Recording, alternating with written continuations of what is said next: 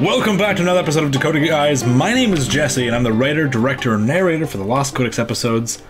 And it's been a few weeks. I apologize for being away for a couple weeks, and this episode, I call this episode Decoded 37.5 because it's not going to be a real episode. I know we do a couple of lore episodes or themed episodes, and then we do a ramble episode. And this is one of those ramble episodes, but there's a bunch of stuff I want to talk about, the future of Decoded and stuff like that. And I'm not canceling Decoded, so don't expect at the very end of this I'm going to say, well, there's no more Decoded. No, it's not the case.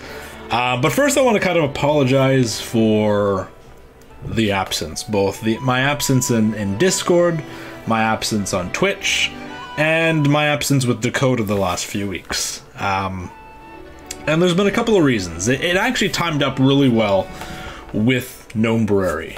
And Gnomebruary in full swing allowed me to take a step back that I felt was necessary for me to kind of clear my head and restructure myself with a whole bunch of stuff. It just real life stuff timed up with some online stuff that was going on. I just needed to take a step back. And one of the main reasons was it happened right around the massive Blizzard layoff. And to all those listening here, you know that I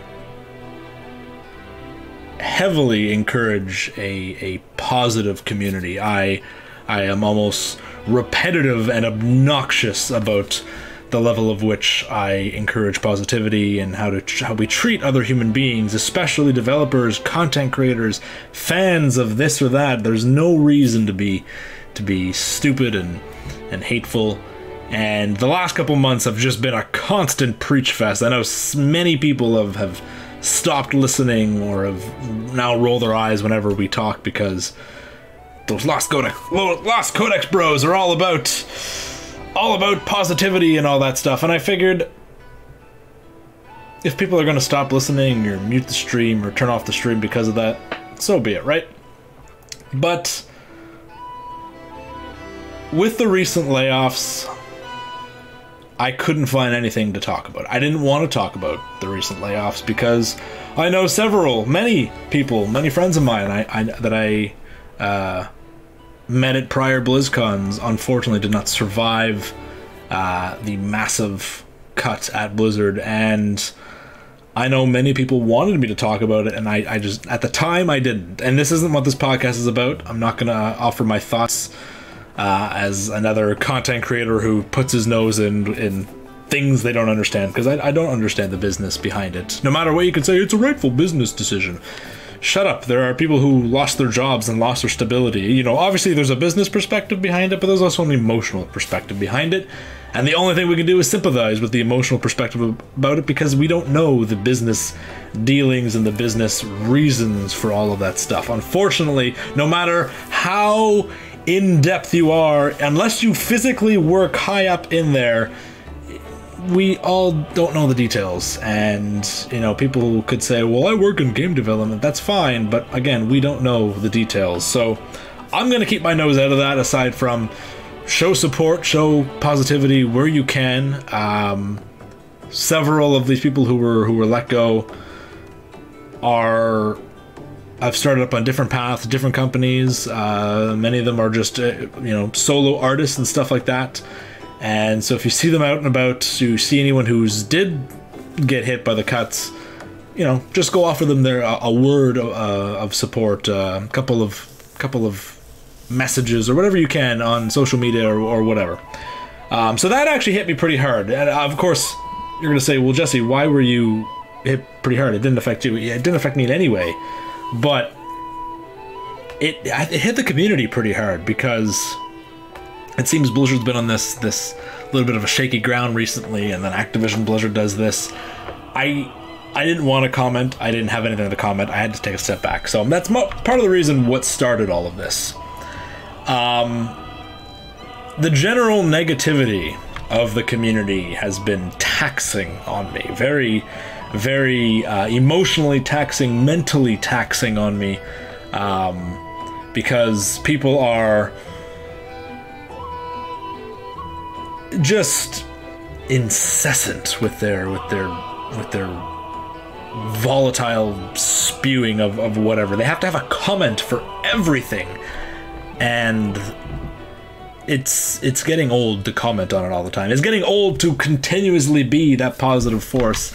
Good friend of mine, Taryn Gregory, posted the other day on Twitter. I'm gonna find the post here. You know, Taryn's often retweeting and talking about positivity and all that, and I'm just gonna find the post here. Give me 1 second. I wasn't prepared. Taryn says, the tsunami of rage phenomenons we see lately are only possible because a sizable number of individuals have made seeking, finding, and displaying rage a full-time collective hobby. It's dehumanizing to both the aggressor and the recipient. Time is precious. Use it mindfully. To which he later responds, to me it's the difference between peaceful protest, angry people, and riots, violent angry people. I believe as social media platforms do, the coordinated harassment campaigns are a form of violence. Their intent is to do harm, and that is exclusively what has been going on in the last few months. And we all know how often that comes up, especially in my streams and in my podcasts, and so it's up to us, the members of this community, to continue to just be a good person. We can be better. We can do better. There's no reason we need to recede into this level of toxic dehumanization for no reason. And that's just going to be my collective message that I encourage for you guys to think about. And so all of that combined with the Blizzard layoffs, combined with just the last couple of months, and it really hit me, and I had to take a step back. And with Gnome Brewery in full swing, it was a great time to do it. Jeff was streaming every day for February, including today, March 1st. And Gnome Brewery was awesome, and I figured, you know what, if there's ever going to be a time to step back while we work on the Sethraliss video, which is out, by the way, go check it out.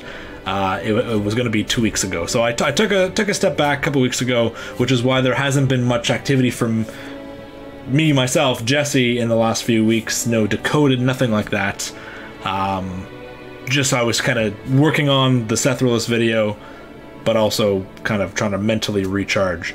That, and had a friend from out of town visiting Canada, so was playing the gracious Canadian host that I have multiple times. Jeff, Steve, other people have come up, so just busyness all around, and I took a step back and I just wanted to explain to you why I was doing that, and not just being a silent entity for no reason. For those of you who have been participating in the streams or Gnome Brewery streams with Jeff, thank you so much.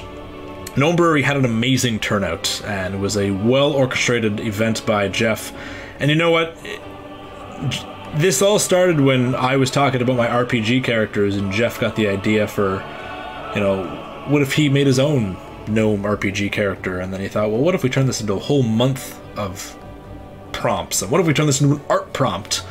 And I think it was my idea that I said, well, let's sponsor it using the Lost Codex, and I didn't expect it to take off as well as it did. So many people were doing written prompts, screenshots in game, their own artistic prompts. It was really great to see, and I think it really shines a proper due credit for one of the most underrated races in game. And I'm happy to see how well it turned out, especially with all the stuff going on with Mechatork and Battle for Desire Lore and Mechagon coming up. I think it was an amazing turnout for anyone who plays gnomes or enjoys gnomes as a race. So if you did participate in Gnome Brewery, thank you. Jeff also thanks you. Jeff just ended his final stream for Gnome Brewery about maybe an hour and a half ago. And hashtag Gnome Love is a good hashtag for this whole month. So I'm glad that people love Gnome Brewery so much, and it allowed me to take a step back and Jeff to take full reins of what's going on. The Sethraliss video took up a majority of the time throughout February, the first couple weeks. And so Jeff was kind of balancing his time between doing his gnome prompts, but also doing snake stuff as well for Sethraliss. And I thought I'd offer some behind-the-scenes thoughts on the Sethraliss video and stuff like that. So if you guys haven't seen it yet, pause the podcast right now, go watch it. It's our latest lore video, and yeah, it's actually something a little bit different. I once again throw on a Zandalari impression. Seems most people like the voice.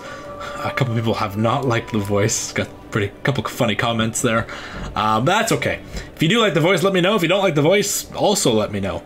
But why Sethraliss? Of all the Loa to do, why not Rizan or Gonk or Paku?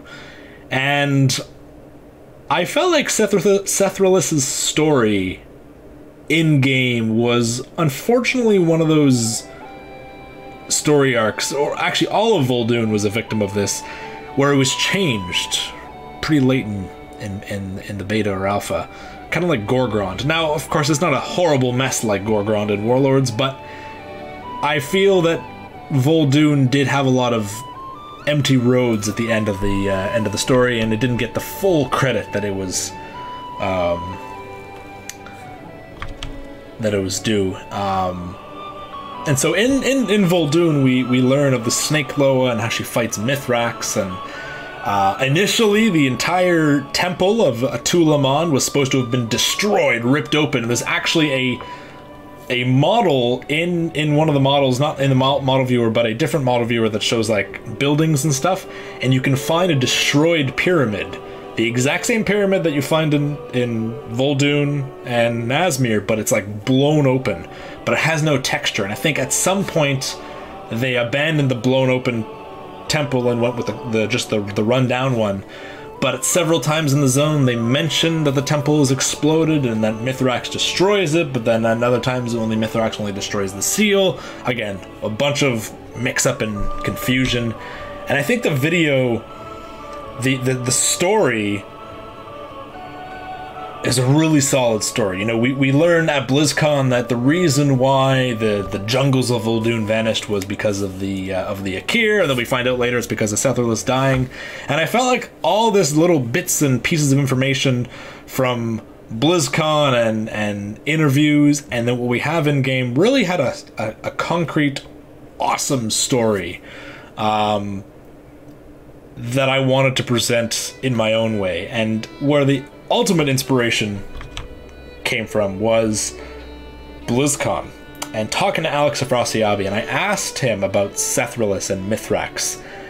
That's when Sethraliss stepped in. This huge battle ensued. As I always described it, I wanted this King Kong-like battle where this beautiful, amazingly powerful snake Loa kind of entwined itself around this massive old god minion. Right. And this huge battle ensued in which the old god took some chunks out of Sethraliss, the minion rather. Right. But Sethraliss kind of dug her fangs right into the side of Mithrax, and then basically it fell, and then it kind of went back to its lair where this is where it was worshipped, and from there it died, and around that the city, the temple city now kind of formed around it. Right. Okay. Right? And I really, really wanted to show how powerful she was, so I said, okay, let's do the Sethraliss video, and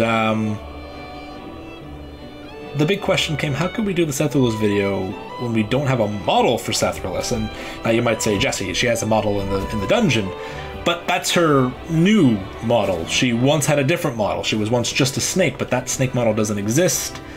And so you might be familiar with the artist Hypnos world. Hypnos reached out to him, and him and I were talking, and he was saying how he misses making Warcraft images. And I said, well, we're starting a project. Do you want in? And he goes, okay, well, tell me what it's about. And I said, oh, it's about Sethraliss, and here's the Alex Afrasiabi clip. And he went, oh, fuck, that's cool. That's really cool. I'd have to make a Sethraliss model, but that's really cool. And I was like, it is really cool. 2 days later, bam, custom model of Sethraliss. The whole King Kong image, all done. We inspired him to do it, or we led to the inspiration to do that, and that kind of gave us the fuel we needed. We were like really excited about doing this, but when we saw him doing a custom model of Sethraliss, we were like, oh man, we have to get on board 100%. So we kind of helped each other out. We pushed the idea towards him, and he locked us in with it. And Hypnos is awesome because you should go check out his links in the description below if you're listening on YouTube or SoundCloud or iTunes. Go to DeviantArt, look up Hypnos World, and you'll see he does all these custom images with his own custom models. He shows scenes in Warcraft lore that have never been shown before, and he used Sethraliss's Loa model and then the new snake models, and he combined it to make an ancient Sethraliss model from a long time ago. Looks really dope, what she looked like when she was just a snake, not exactly a Sethrak. And what was really cool is not only does he make his images, but he makes the models 100%, so he's able to pose them in different ways.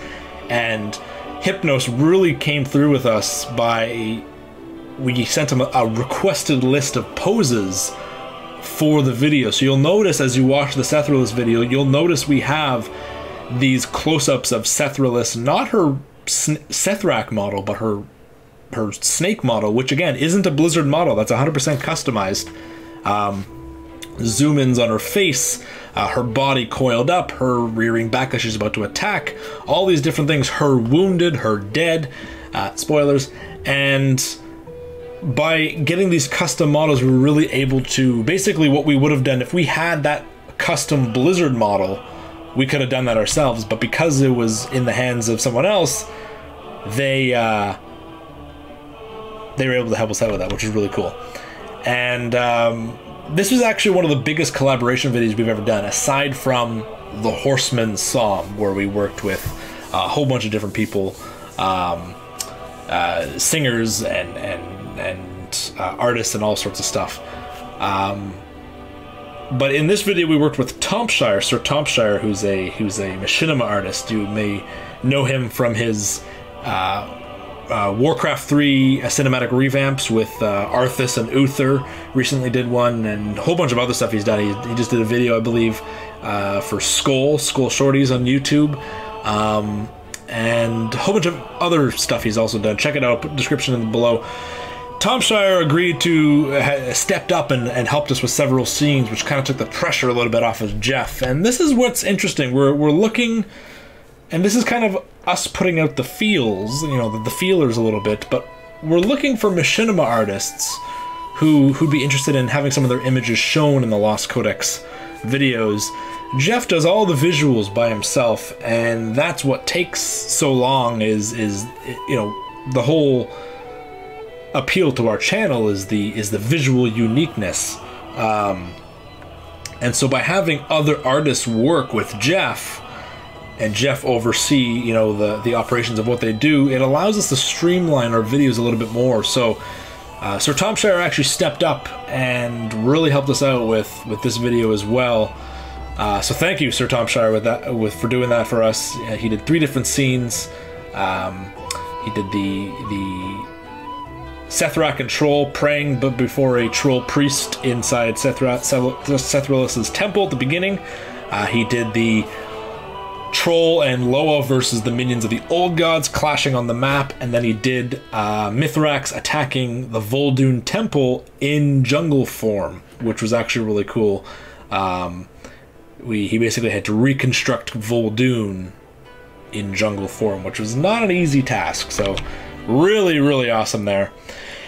We also, of course, worked with Hypnos, as I mentioned, Sir Tompshire, and, of course, the stupidly talented Issei Silva. Issei it had been a couple of months since she had done a video for us, and so she stepped up and did the regeneration scene with all the smoke and the blue clouds of energy going on in the background, with Sethraliss's leg and arm form kind of regenerating there, so her new Sethrak phase, which is really cool because we combined her smoke with Jeff's 3D smoke, and it really made a really cool animated scene in that part. So shout out for that. And you can check her out on Twitter. I don't know if she still has Tumblr, but check her out. I'll post her Twitter link down below. Now, what's next for the Lost Codex? Well, a couple things. Obviously, with Gnome Brewery just ending, water break.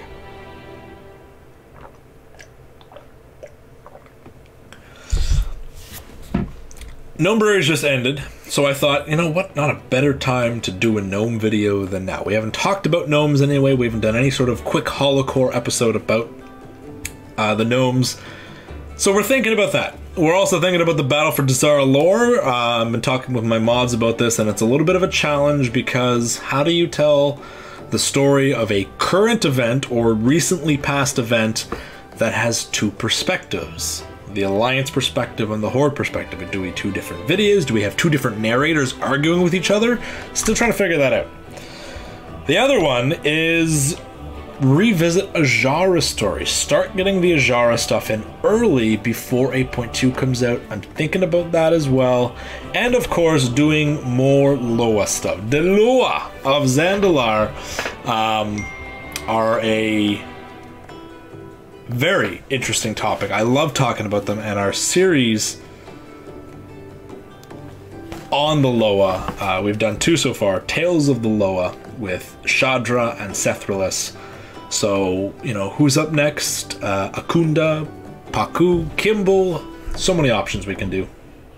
I'm thinking about taking a break from the Loa because we've done a lot recently, and give the Alliance side a little bit of love, whether it's Kultiris or Gnomes or something. We gotta figure out what. So that's what we're talking about. Of course, when it comes down to it, if we decide to do it by vote, shameless plug for Patreon, patreon.com/lostcodex. Patrons on there can vote for upcoming videos and stuff like that. Put their, you know, able to decide the future of Lost Codex videos, but it has to be something we're comfortable with. It can't just be 100% community driven because we have to make sure it stays related to current stuff as well. Now, before I start talking about art and other stuff with Patreon, I want to quickly talk about the future of Decoded and why Decoded's kind of fluttered and come to a halt lately. And ultimately it comes down to solo podcasting is difficult and potentially boring for listeners. There's always going to be people who stick around and stream and hang out and, you know, love to interact with me in the pre-show and the post-show. As you guys know, I don't really interact with the audience during the podcast because I don't want to derail, but pre-show and post-show is really a fun time. And if you want to participate in the post-show shenanigans, twitch.tv/lostcodexlore. But some comments have told me that, you know, solo podcasts are a little boring. People miss the co-hosts, and I don't take that as an insult. It's easier to listen to 2 people talk rather than one person just yell at you for a solid hour and a half. And it's easier for me to talk to someone. I can sit there, I can take a breather, I can gather my thoughts. Someone could say something that I hadn't thought of before. And ultimately, co-hosts are a preferred thing, right? It used to be once upon a time. Co-hosts in the past have been, obviously, Jeff comes on every now and then, but we've got Issei, who hasn't been on in a while. I gotta bring her on, just to let her ramble. But it used to be Issei and I, or Shannon and I, or Jack was my main podcast co-host for a long time. I've had Zuanich on, and obviously other people want to be on, but finding a co-host isn't easy, and here's why it's not easy. I can't bring everyone on for every topic, and it makes it unfair because how do I choose? You know, if I have a podcast on orcs, I know 4 or 5 different orc enthusiasts who would love to hop onto the podcast with me, but it's also not a free lottery to choose from. It's difficult to choose a co-host like that. And I'd love to be able to bring a new person on every week, but there is an organizational issue. There is a structuring and a scheduling problem that comes with that.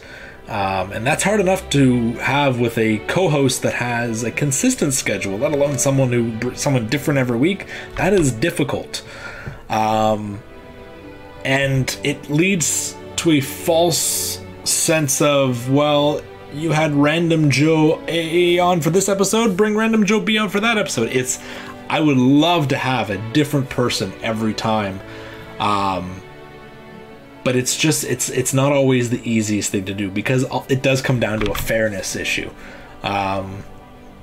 So I have to find a easy to work with middle ground there, because having Jack, and for those wondering, everyone asks every now and then, where is Jack? Jack just had to step away from the Lost Codex and stuff because it was using up a lot of his time and stuff, and he was a great co-host to have, but going from a consistent co-host to nothing, people have noticed the change, people have noticed, and I've noticed myself struggling to come up with topics, even alone, having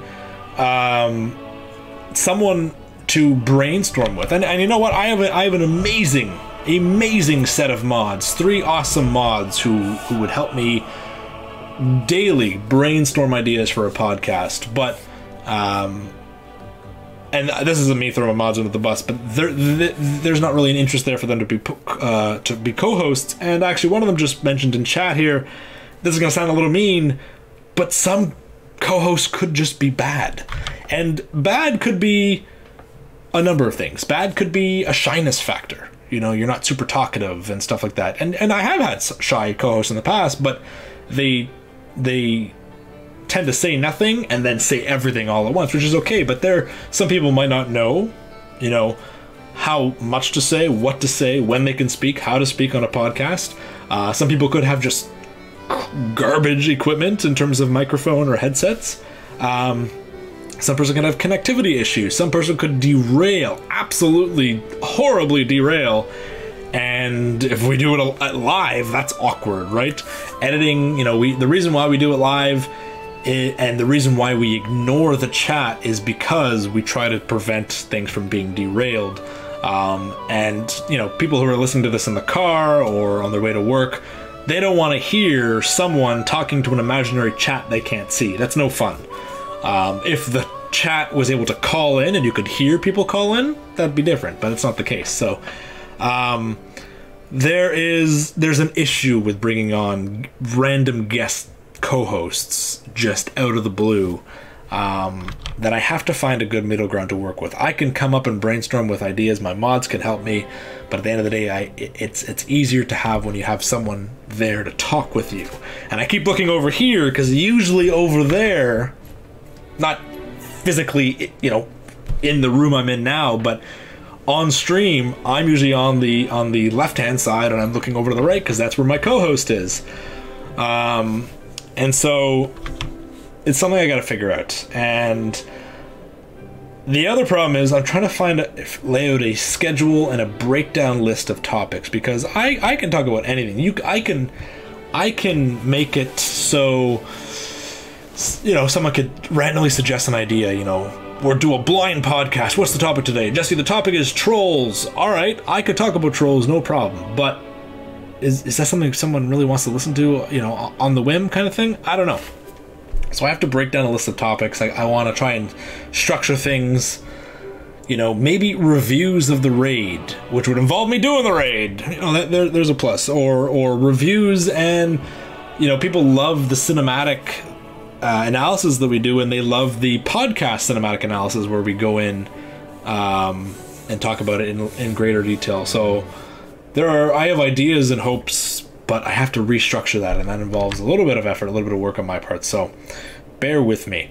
And then the other thing that I would love to do is bring on special guests, like content creators and others, to bring them on. You know, as unfair as it is to say, well, I don't know if I could bring random Joes on, but I'll bring on content creators. That there's a bigger appeal there, because A, it helps with the growth of the channel. I bring on X content creator, hopefully brings some of their fans and and viewers with them. So there's a gain for me, there's a gain for the other person, and there's a networking opportunity there. So 3 major issues, good issues there, that really benefit the channel. And I really, you know, I've had Jay the Bard on in the past, and Zuanich, and Shannon. You may remember Shannon from when we did But Wait, There's Lore. But you know, and people like that kind of stuff. And then there was Jack, and you know, Jack was just associated with the Lost Codex. So I'd love to bring on some other content creators as well, and bring back some other ones who have been on before. And I got no problem with random Joes, especially people named Joe. Joe should know that, but maybe not. Maybe not, Joe. Joe, I apologize to you, sir, or madam. But I'd love to bring on content creators to talk with me on certain topics, but that also involves scheduling. That's also another issue, which is not, I can't just, oh yeah, I'm gonna bring on so-and-so on the whim. So that's where Decoded's going. Decoded might be absent for the next little while I restructure and reorganize and try to do a soft reset on how I want to do this, instead of just a random weekly. It may come down to that I have to stop live streaming this. I may have to actually go back to recording offline. I'm not sure if that has any pressure on it. It might have some sort of level of pressure on me. It might not, because that way we can't edit anything, or the editing is more intense since there's now a visual video element to it. So I have to go and figure that out.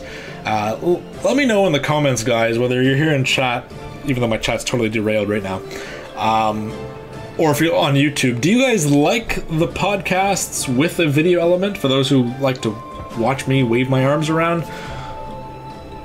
Or you don't really care because you just listen to it anyway, whether it's in the background on YouTube or you listen to an iTunes or SoundCloud. Does the video element matter? Is there a plus? Is there a backwards thing? Thank you, Anthony. Anthony says that he loves the podcast with a video element. Anthony says that video element in caps.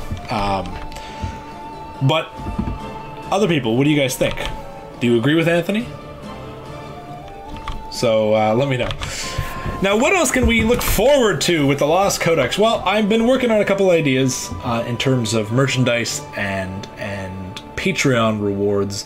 There's a couple of art things that I'm working on with some artists as we get closer, I'll be more excited to show you.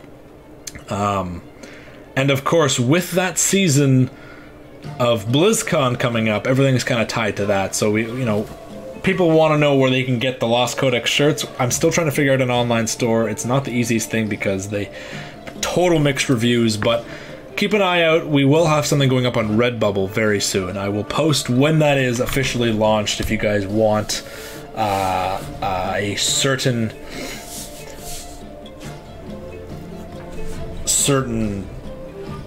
the journals are coming to Redbubble very soon if people are interested in the physical Lost Codex journals. Which, do I have one? No, I don't got one nearby. I do, but I'm not moving because that's way too far. So we got a couple of art things to look forward to. Patreon is going to have some new things as well. Keep an eye, patreon.com/thelostcodex. For anyone who wants to support what we do, we'll never post any exclusive lore videos up there, so don't feel like you're going to miss out on anything. Those on Patreon get early access to things, like they get to see behind the scenes screenshots of what's coming. They get to see script access if they want. They get a day or two early release of these videos, so they get to see what we've made before anyone else. And so if you guys want to support us, patreon.com/thelostcodex. We got the $1 tier, we got the $5 tier, we got a whole bunch of tiers. And again, if you can't support us on Lost Codex, on Patreon rather, or on Twitch, and you can only support us just by watching us, that means the world to us. Don't feel that you need to any sort of monetary support is necessary. It is it's merely a bonus, but simply by watching, whether it's YouTube, stream, whatever you're doing, that is enough support. So thank you guys for helping us out with stuff like that. We do want to hit Twitch partner as soon as possible. Our goal is the end of the year. I don't know if that's realistic, but we want to try. So definitely tune into our Twitch channel, twitch.tv/LostCodexLore. This is where the podcast is being recorded live, and we can go from there. And maybe one day meet Twitch partner. What else to look forward to from the Lost Codex? Collaborations. We would love to have interviews and special talks with Decoded and on stream. We'd love to be able to make more lore videos faster, which involves, bringing on more artists, involves, it's hard. Jeff and I both work day jobs as well, so it's hard to, you spend all of our time making that. We would love to be able to do this full time, and that is a goal one day, so fingers crossed, guys. And Decoded is being reworked right now. We are temporarily fixing up Decoded, fixing up some rough patches, and we'll see where we can continue and go from there. This is episode 37.5 of Decoded. Just a little update episode on what's been going on, where I've been, what's been going on with Gnome Brewery, and we hope to have another lore video for you in March. I want to get down to doing 2 videos a month, whether it's 2 short videos or what. We can see what we can, what we can figure out. If you're a machinima artist, or you're good with any sort of machinima art in the same way that we present our stuff, and you'd love, to have your art featured in a video, let us know. Yeah. Special thanks to Sir Tompshire, Issei Silva, and Hypnosworld for their awesome collaboration in the last video. And I got really nothing else to say, guys. So thank you for tuning in to episode 37.5 of Decoded. Sorry it's a little bit of a shortened episode today, but it's all I got. That's all I got. We'll figure this out. We'll get back on track. I'll try to bring in a co-host. Thank you guys so much. Thank you guys for watching here on twitch.tv/LostCodexLore. My name is Jesse, and we'll see you for episode 38 at some point in time. I don't know when, I don't know where, I don't know when it's going to happen, how it's going to happen, if it'll be streamed again, if it'll be recorded. Maybe we'll do it live outside in the rain or in the snow. It's Canada. I'm not doing that. All right, thank you guys. We'll see you next time for episode 38. Don't quote me when it's happening. See ya.